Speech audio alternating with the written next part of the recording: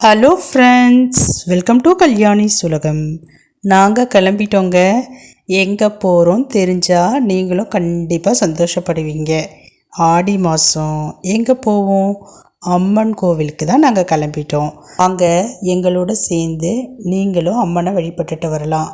அம்மன் கோவில்னு சொல்லிட்டேன், எந்த அம்மன் கோவில்னு இன்னும் சொல்லலை. கொஞ்சம் பொறுமையாக இருங்க. கோவிலுக்கு உங்களை நான் அழைச்சிட்டு போகிறேன்.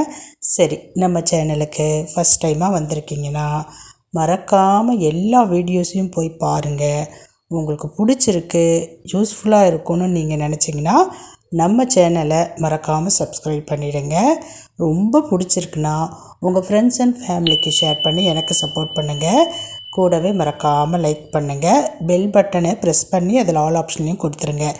இப்போ தெரிஞ்சிருக்கும் எந்த கோவில்னு சொல்லிட்டு. புட்லூர் அம்மன் கோவிலுக்கு தாங்க வந்திருக்கிறோம். வாங்க உள்ளே போகலாம். பாருங்கள் எவ்வளோ கூட்டம்.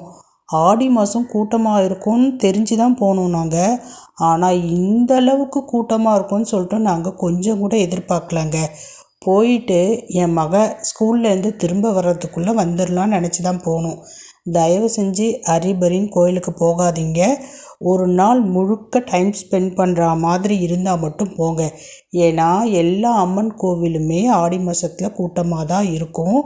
அதனால் போயிட்டு 1 ஹவரில் வந்துடலாம், 2 மணி நேரத்தில் வந்துடலாம் அப்படிலாம் பிளான் பண்ணிவிட்டு வராதிங்கங்க. கண்டிப்பாக கூடுதல் டைம் எடுக்க தான் செய்யுமே. அங்கே செவ்வாய் வெள்ளியில் போனால் கூட்டமாக இருக்கும்னு சொல்லிட்டு நேத்திக்கு திங்கட்கிழமை போயிருந்தோங்க. ஆனாலும் அவ்வளோ கூட்டமாக இருந்தது. செம்ம கூட்டங்க கோவிலில். மக்கள் எல்லா இடத்துலையும் பார்த்திங்கன்னா லாங் க்யூவில் நின்றுட்டு இருந்தாங்க. 20 ரூபா டிக்கெட் எடுத்தாலும் சரி, 50 ரூபாய் டிக்கெட் எடுத்தாலும் சரி, 100 ரூபாய் டிக்கெட் எடுத்தாலும் சரி, ஃப்ரீ தரிசனத்தில் நின்னாலும் சரி, மக்கள் லாங் க்யூவில் நின்றுட்டு தான் அம்மனை போய் வழிபட்டுட்டு வந்தாங்க. ரொம்ப கூட்டமாக தாங்க இருந்தது. ஆனாலும் அம்மனை பார்க்குறப்ப ஒரு மன திருப்தி, ஒரு மன அமைதி. சாமியை பார்த்து வழிபடுறப்ப அவ்வளோ ஒரு சந்தோஷம். பாருங்கள், எல்லா இடமுமே கூட்டமாக இருக்குது. குறிப்பாக சீமந்தம் பண்ணிக்கிட்டு இருந்தாங்கங்க. திருமண இடம் ஃபுல்லாக சீமந்தம் தான். எவ்வளோ பேருக்கு சீமந்தம் பண்ணிகிட்டு இருந்தாங்க.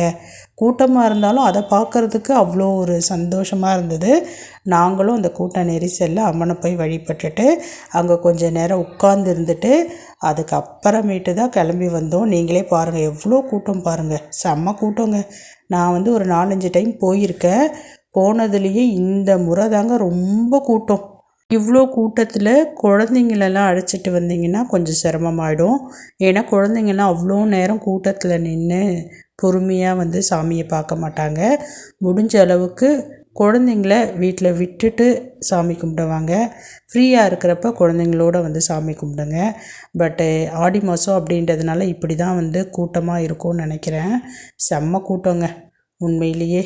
சாமியை ஒரு வழியாக கும்பிட்டுட்டு வெளியில் வந்துட்டேன் பாருங்கள் நான்.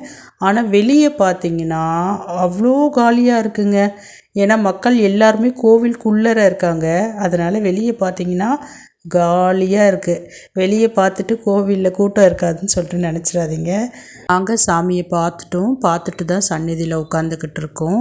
உட்காந்துருந்துட்டு அதுக்கப்புறமேட்டு கிளம்பி வந்துட்டோம். நாங்கள் 11:30 மணி போல் கோவிலுக்கு போயிருந்தோங்க.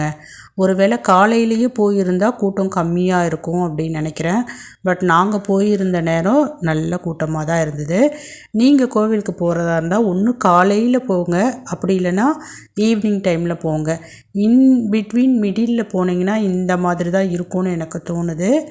ஒருவேளை நாங்கள் போயிருந்த நேரத்தில் இந்த மாதிரி இருந்ததா இல்லை எப்பவுமே இப்படி தான் இருக்குமா அப்படின்னு சொல்லிட்டு தெரியல. பட் ஆடி மாதம் இல்லாமல் ஒரு 2 மாதத்துக்கு முன்னாடி போயிருந்தப்ப ரொம்ப ஃப்ரீயாக பார்த்துட்டு வந்தோம். அவ்வளோ காலியாக இருந்தது. ஆடி மாதம் அப்படின்றதுனால தான் இவ்வளோ கூட்டமாக இருக்குதுன்னு நினைக்கிறேன். இப்போ நாங்கள் வெளியே வந்துட்டோம். கோவிலுக்கு வெளியே பாருங்களேன் எவ்வளோ காலியாக இருக்குது. செம்ம காலியாக இருக்குது பாருங்கள். ஏன்னா மக்கள் எல்லாருமே கோவிலுக்குள்ளே இருக்காங்க.